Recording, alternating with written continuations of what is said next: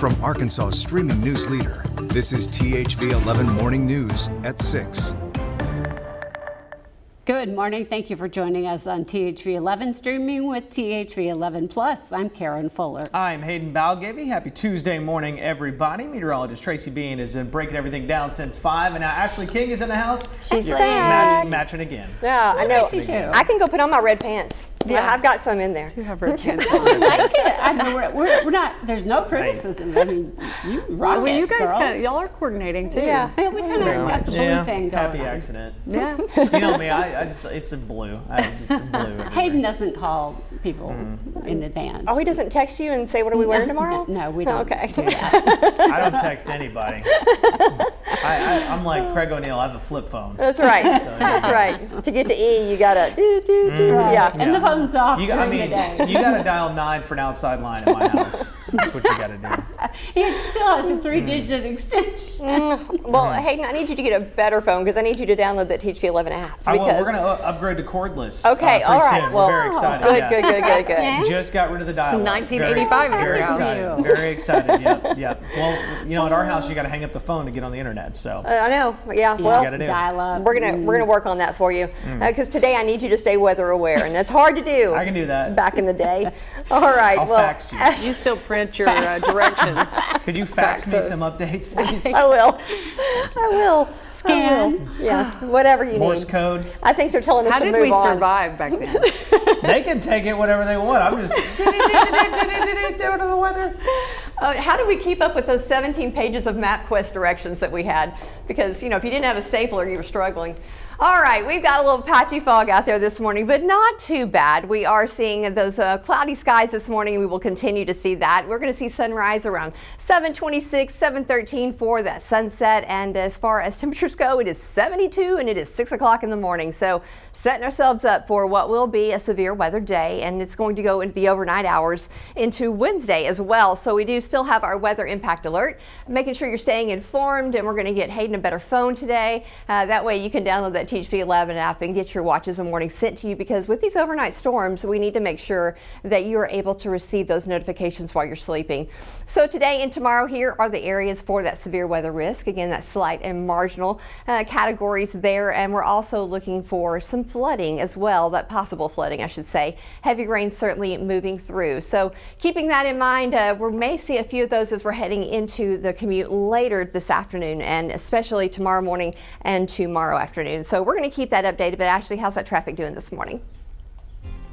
Tracy, not bad right now. It's 6:02, still very early on this Tuesday morning, so we're not seeing any issues. Looking at the Big Rock interchange right now, light traffic moving through. It is still early in the 7 o'clock hour. We'll start to see this pick up, of course, once the sun rises. But for now, things are looking great, and we can see that with our live traffic map. No issues on our roadways right now. We'll check this again coming up soon. Developing this morning, President Donald Trump says the war with Iran could be nearing an end, but he is warning Tehran not to disrupt global oil supplies. New video released overnight by the Pentagon shows U.S. strikes destroying Iranian missile launchers.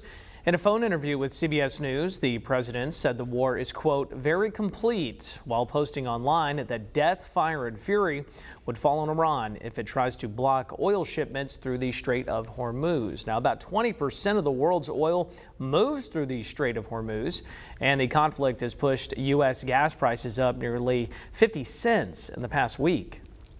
They're just so high, you know. Sometimes you have to choose between gas and other things that you really need. Just watching the gas prices go from like $3.20 all the way up to $3.80 has been really scary.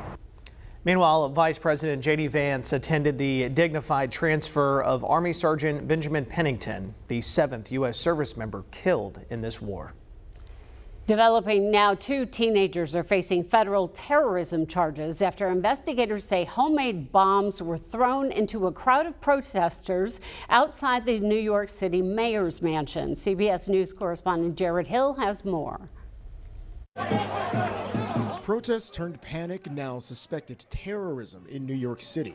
Federal prosecutors say these 2 men, 18-year-old Amir Ballet and 19-year-old Ibrahim Kayumi, were inspired by ISIS when Ballet threw homemade bombs into a New York City crowd Saturday.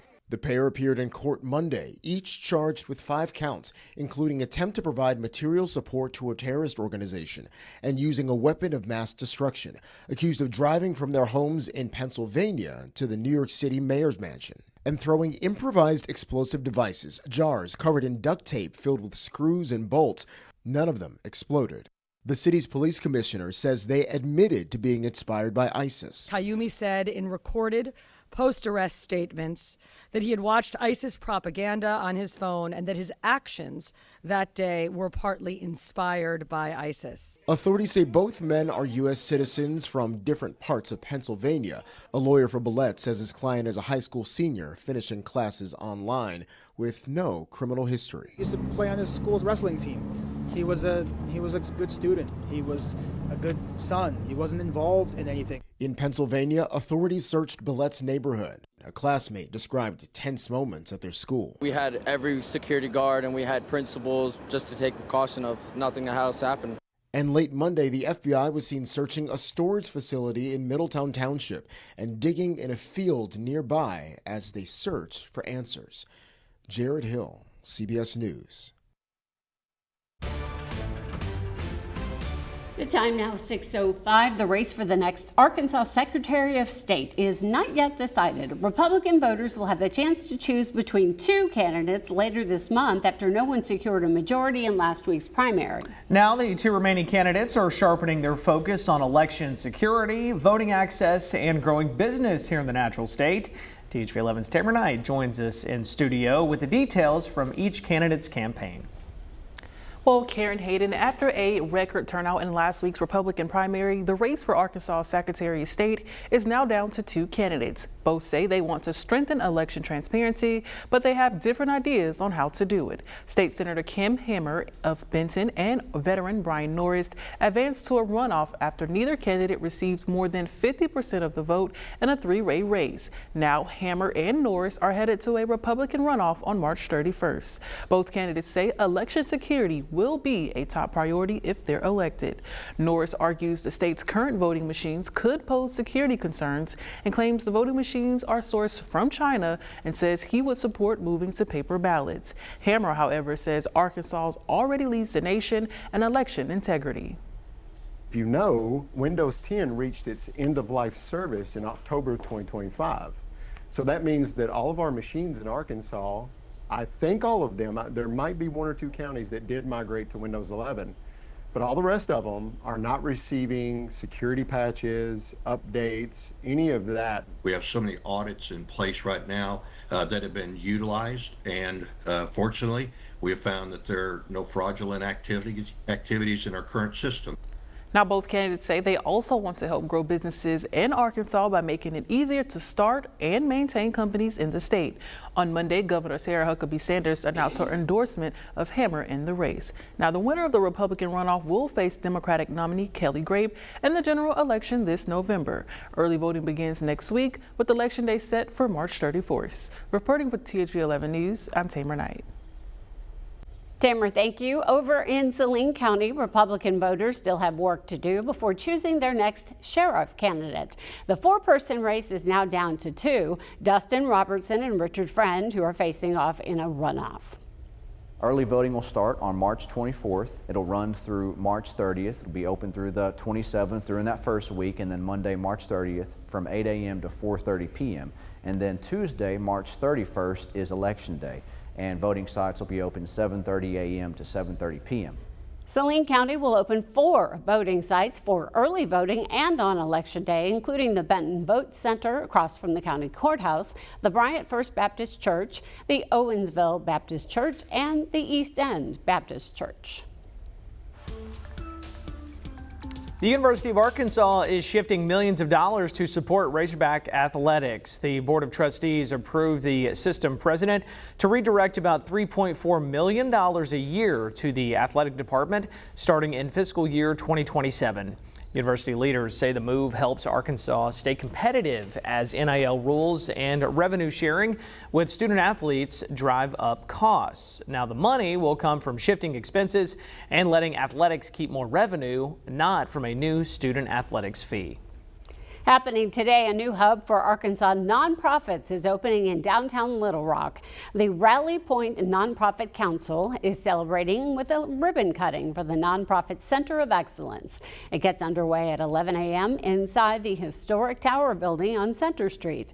Leaders say the center will offer office space, training, and collaboration opportunities to help nonprofits grow their impact and better serve communities across the state. Time now to check in with meteorologist Tracy Bean and the forecast to help you plan your Tuesday.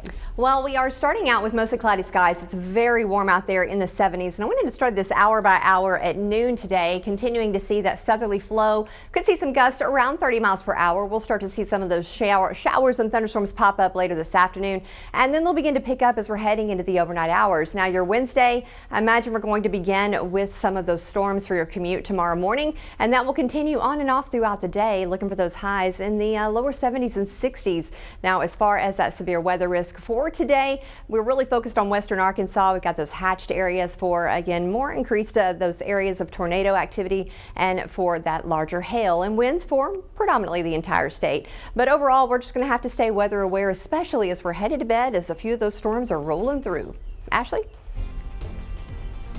All right, Tracy, as far as traffic goes this morning, thankfully no rain on your morning commute right now. We're looking at dry roads, and we're looking at a little bit of volume starting to pick up too here in front of the Outlet Mall. This is on 30 eastbound. You can see that's where the traffic really starts to increase in the morning, and we're starting to see a little bit of volume there right before the 430 interchange. Not bad though. This is what it looks like on our live traffic map. We don't have any accidents or major slowdowns, but we'll check this again coming up.